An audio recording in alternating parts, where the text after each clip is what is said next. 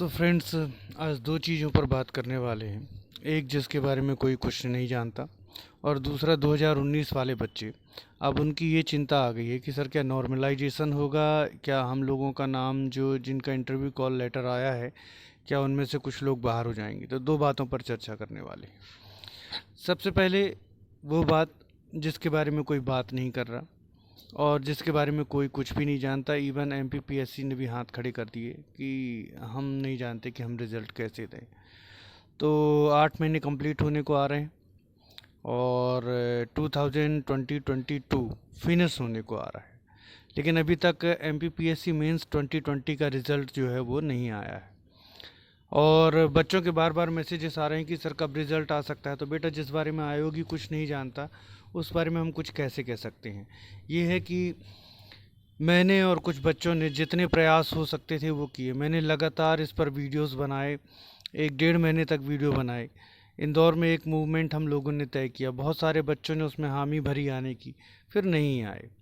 और कुछ बच्चे पहुँचे, 20-25 बच्चे, लेकिन हम लोग कम बच्चे थे और पुलिस फोर्स हमसे 10 गुनी थी। लेकिन उसके बावजूद हम वहाँ 5 घंटे खड़े रहे और हमने वहाँ पर कोशिश की जानने की। लेकिन एक मैम थी, वो बाहर आई, बाकी अधिकारियों से मुलाकात नहीं हो पाई। हम आवेदन दे करके लौट आए। उन्होंने कहा अब हम आपको फ़ोन में सूचित करेंगे। वो आप समझते ही हैं। समस्या क्या है कि 2019 वालों से मैंने कहा कि 2020 वालों को प्रेरणा लेनी चाहिए। उन लोगों ने कितने आंदोलन किए हैं, कितना संघर्ष किया है। और जब 2020 वालों को एकत्रित करने की बात कही गई थी, बहुत सारे लोगों ने कहा था सर हम आंदोलन में आएंगे, लेकिन नहीं आए। चलिए, फिर भी हमने आंदोलन किया। अब बात यह है कि अब रिज़ल्ट का क्या होना है। दो चीज़ें हैं। अब तो 2019 6 महीने के अंदर इनको कंप्लीट करना है, तो पहला फोकस इनका इस पर रहेगा कि 2019 6 महीने में कंप्लीट कराएं। तो उस कारण बस क्या 2020 का जो रिज़ल्ट है और डिले होगा। और जो अभी तक नहीं आया है, क्या उसमें और भी देर लगेगी। तो अब यहाँ कोई कुछ भी नहीं जानता, तो यहाँ पर मैं एक सजेशन जो है, सजेशन वाली बात करूँगा या अपनी बात करूँगा, क्योंकि एमपीपीएससी को तो किसी के सजेशन और रिक्वेस्ट और परिस्थितियों से कोई फ़र्क पड़ ही नहीं रहा है।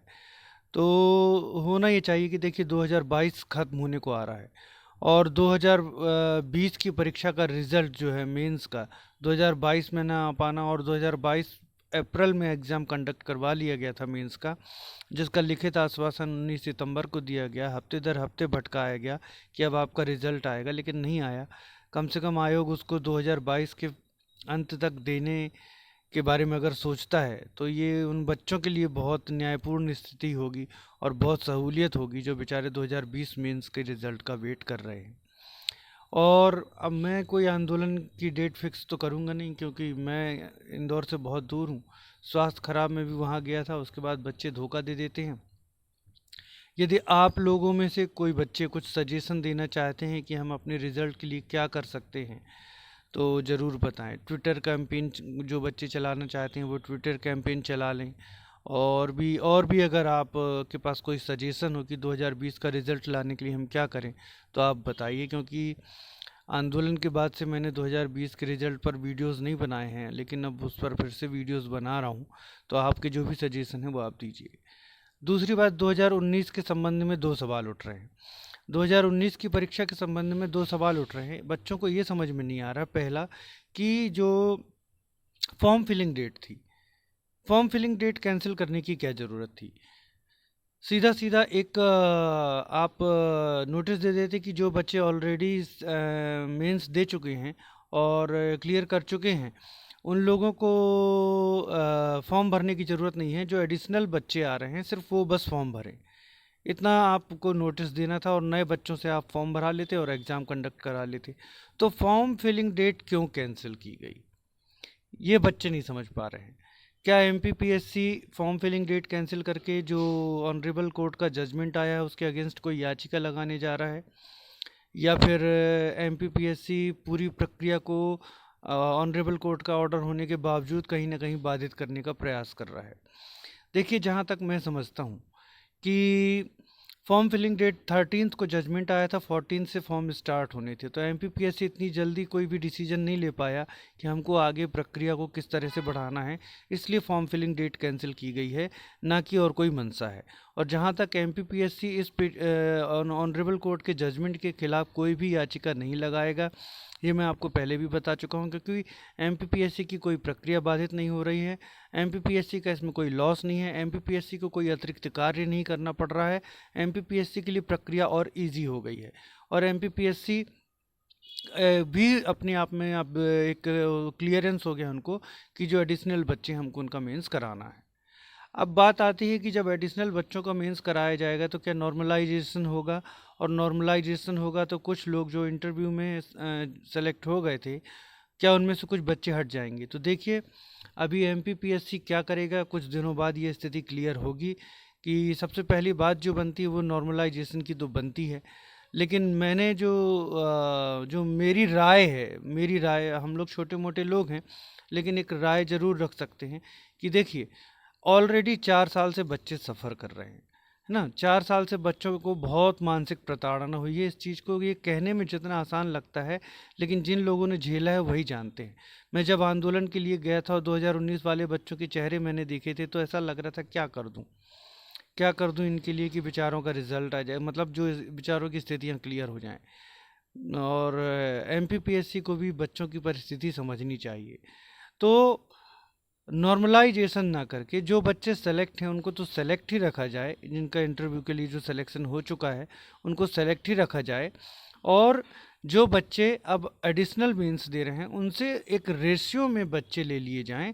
इससे इतना ज़रूर होगा कि बच्चों की संख्या कुछ अधिक हो जाएगी जो इंटरव्यू देंगे, फिर आप लेकिन उस इंटरव्यू से उतने ही बच्चे, पोस्ट के अकॉर्डिंग ही बच्चे सेलेक्ट करेंगे।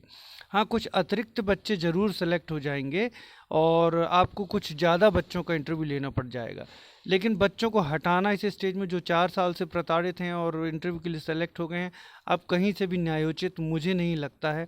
और मेरा ये अनुरोध रहेगा कि उनको रहने दिया जाए, और जो एडिशनल बच्चे एडिशनल मीन्स दे रहे हैं उनमें से अतिरिक्त बच्चे शामिल कर लिए जाएं और उनका इंटरव्यू लिया जाए।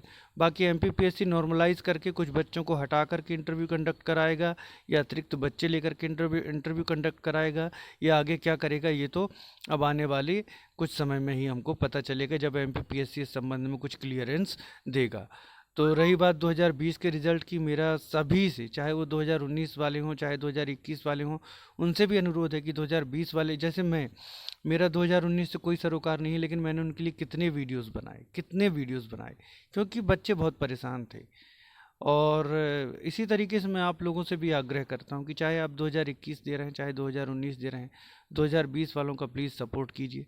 उनका भी रिजल्ट जो है वो 2 साल से लटका, मतलब पूरी प्रक्रिया 2 साल से लटकी हुई है, और मेंस का रिजल्ट लटके हुए 8 महीने हो गया है।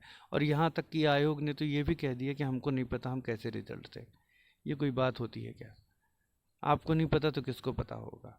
ईयर एंडिंग आ गई है, और ईयर एंडिंग के बावजूद रिज़ल्ट कब आएगा इसका किसी को कुछ नहीं पता है। तो 2020 वालों का भी सपोर्ट कीजिए, और 2020 वाले सजेशन दें कि हम अपने रिज़ल्ट के लिए और क्या क्या कर सकते हैं। कमेंट बॉक्स में आप सजेशन दीजिए। Okay friends, thanks for watching.